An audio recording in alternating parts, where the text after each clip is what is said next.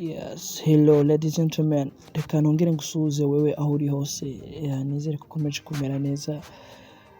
Aho ugiye uherereye hose, abari mu Rwanda, abari mu Burundi, abari Tanzania, abari Kenya, Uganda, DRC, South Sudan, abari muri Afurika yose cyangwa se abari ku isi agiye atandukanye. Reka nongere mbifurize ibihe byiza n'amahoro meza ava ku Mana yacu. Ino ni Max Media TV kandi wakoze komeza kudukurikirana.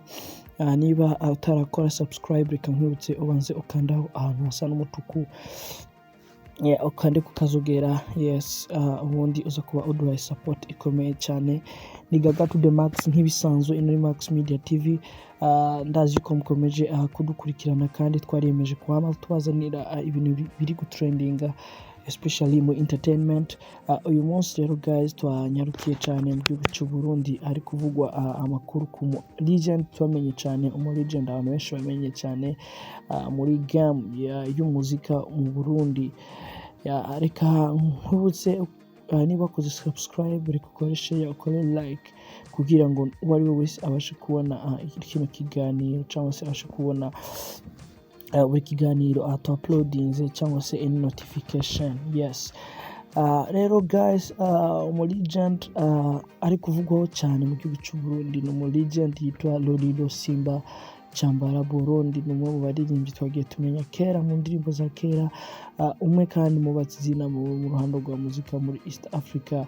Aho twavuga ko Lolilo Simba yamenyesheje abafana biwe yuko agiye gusohora extended play EP cyangwa se urukurikirane rw'indirimbo dushikira album, ariko kandi rugizwe n'indirimbo esheshatu cyangwa se indirimbo zitandatu. Iyo EP akaba yiswe gukubura Fagia EP, Fagia extended play cyangwa se kubura extended play. Ni EP yagaragaye ko ari EP izaba iri kumwe, azaba yakoze ama featuring n'abaririmbyi bagiye batandukanye. Twavuga nk'indirimbo Ntawukuruta akoranye na Miss Erica, Small Mama. Yes, Sweet Mama, Small Mama ni Miss Erica, umwe mu baririmbyikazi bari mu gihugu cy'u Burundi ndetse yanaciye na hano mu Rwanda, aho yabarizwa muri imwe muri labels zabikoze neza hano mu Rwanda. Yes, ni Miss Erica bari kumwe mu ndirimbo yitwa Ntawukuruta, yatumije kandi ko ari indirimbo yitwa Love You. Yes, ni extended play izabigizwe n'indirimbo nziza cyane. Aho indirimbo ya mbere yamaze kugera no kuri YouTube channel yiwe yitwa Ntawukuruta. Ushobora kunyarukira kuri channel ya Lolilo ukareba ibi byiza. Yes, naho Lolilo yahaze iminsi 3 amenyesheje abafans biwe ko yababajije iki kibazo mu rurimi rw'icyongereza, aho yababwiye ati hello guys, it is time to launch my first song of the EP that you were warmly waiting for. Yabajije ati which song would you prefer me to play first? Yavuze ati hello guys, ni umwanya wo kurekura EP mwari mutegereje, wo kurekura indirimbo ya mbere muri EP mwari mutegereje. Niyo ndirimbo mwifuza ko nasohora ubwa mbere. Ni Lolilo Simba akomeje kubaza abakunzi biwe indirimbo ya mbere bifuza ko yasohora. Nyuma naho yabitangarije ku rubuga rwa Facebook rwa Lolilo Simba. Lolilo rero yaramaze igihe kinini atari gusohora indirimbo. Twibaza impamvu atari gusohora, ariko twibaza ko peut-être ari gutegurira abafans biwe ikintu cyiza cyane. Reka nkwibutse unyarukire kuri YouTube channel ye urebe icyo yateguye, kandi nkwibutsa gukora subscribe kuri channel ya Lolilo Simba Chambala Lolilo Simba Gang. Tuza kandi ko asanzwe ari na CEO wa Simba Gang. Reka kandi nongere nkwibutse niba utakoze subscribe usimbire kuri channel ya Max Media TV yacu, kore subscribe so that you get notified. Yes, zimwe mu ndirimbo rero guys nkuko nababwiye ziri muri no EP yiwe, nababwiye ko indirimbo esheshatu, indirimbo zitandatu. Ya mbere yitwa Kubura nkuko EP ye yitwa, ya kabiri yitwa Niryari, ya gatatu yitwa Akanyamba ariko na Virtual Love, Mkali wa Live Music, umuririmbyi yatwamenye cyane muri Peace and Love. Yes, Akanyambo ni indirimbo ya gatatu igizwe na EP.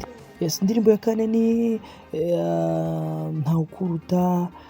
Ya gatanu ni indirimbo yitwa The One ya nyuma nayo ni indirimbo yitwa Love You. Birumvikana ni indirimbo zizaba ari nziza cyane guys.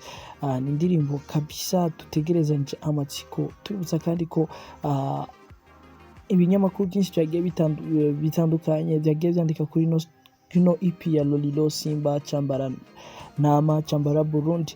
Ni nk'ikinyamakuru cyitwa Vama Story cyo muri Tanzania cyavuze mu magambo y'Igiswahili cyanditse ibi bikurikira.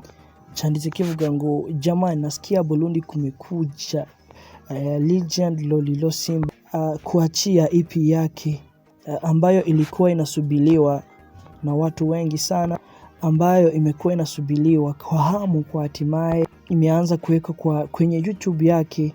Yes, kinyamakuru cyakomeje cyandika byinshi cyane kigira n'inama Lolilo ko yakabanza agasohora video only so that aza producing videos nyuma. Yes, ni kinyamakuru gisanzwe kurikirana n'abantu bagera ku 13,000 cyitwa Vama Story. Aya n'andi makuru guys ni kuri Max Media TV. Don't go far and stay in touch. We love you so much. Ni Gaga to the Max nk'ibisanzwe. Komeza mudukurikirane ku mbuga zacu zose zigiye zitandukanye: Facebook, Instagram, Twitter, TikTok n'ahandi henshi hagiye hatandukanye. Turahari ku bwanyu guys. Mukomeze mururanirwe mu banyu no mu byanyu. Turabakunda kandi twari ku bwanyu byo tubagezeho. Aya n'ayandi makuru ari gutrendinga especially muri entertainment.